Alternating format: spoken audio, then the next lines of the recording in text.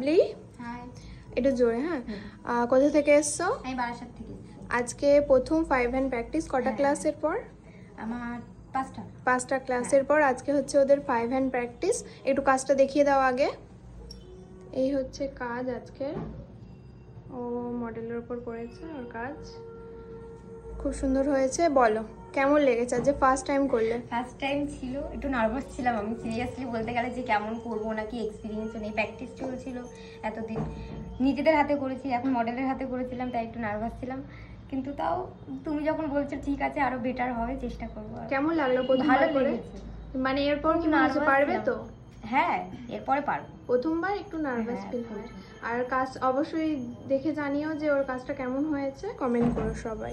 তোমার বলো, তোমার কেমন লেগেছে? ভালো লেগেছে। ভালো লেগেছে, প্রথমবার তো। একটু দাও হাতটা।